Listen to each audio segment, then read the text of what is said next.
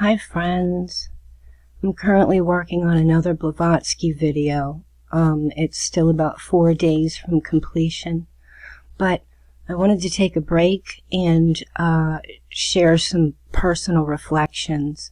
While I was sitting by my window looking outside, I noticed the shadows that were cast by the street light poles or the telephone poles, and I just really began to think on a deeper level about these shadows. So I'd just like to share a few quick thoughts. It'll be very brief, and you're free to receive them or reject them accordingly, as these are my personal opinions and interpretations. When a person faces or walks toward the sun or the light, you will cast a shadow of yourself which seems to follow behind you on the same path that you're walking on.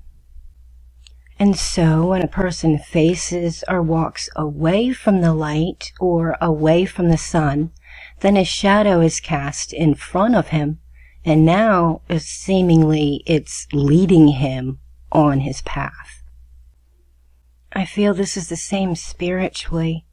If we, quote, turn away from God or the divine spiritual light, our shadow self or our lower ego, our fleshly mind, is always going to be 3 steps ahead of us.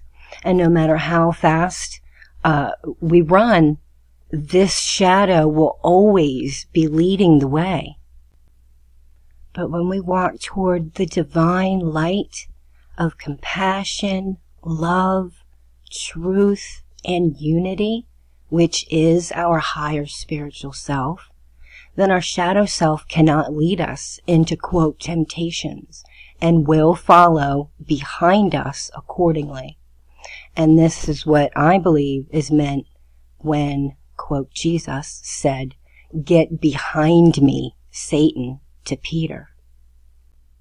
In Matthew 16:22, Peter took him, Jesus, aside, and he began to rebuke him. Quote, "Far be it from you, Lord," he said. "This shall never happen to you." End quote. But Jesus turned and said to Peter, "Get behind me, Satan, for you are a stumbling block to me, for you do not have in mind the things of God, but the things of men."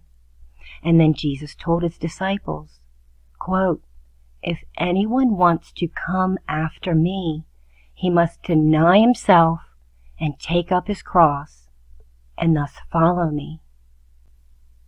The following is a quote from T.S. Eliot. Quote, "What are the roots that clutch? What branches grow out of this stony rubbish? Son of man, you cannot say or guess, for you know only a heap of broken images, where the sun beats and the dead tree gives no shelter, the cricket no relief, and the dry stone no sound of water.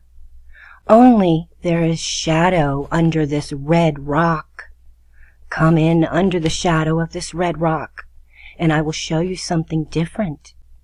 From either your shadow at morning striding behind you, or your shadow at evening rising to meet you, I will show you fear and a handful of dust."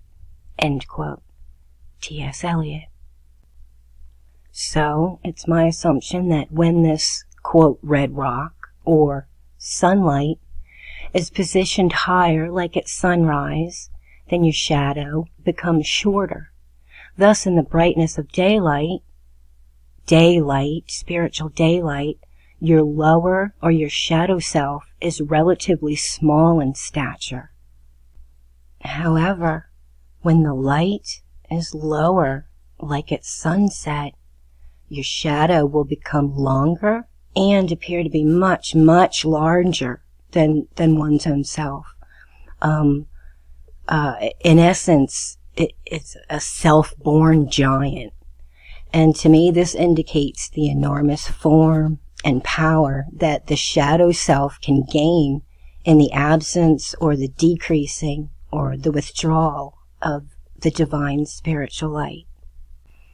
So, my friends, turn your face toward the eternal light of divinity and allow the indwelling Christ consciousness to be forever in front of you in the brightness of day, as well as while you're in the shadows of night. Until the next time, love yourselves and love each other unconditionally. Peace be upon you.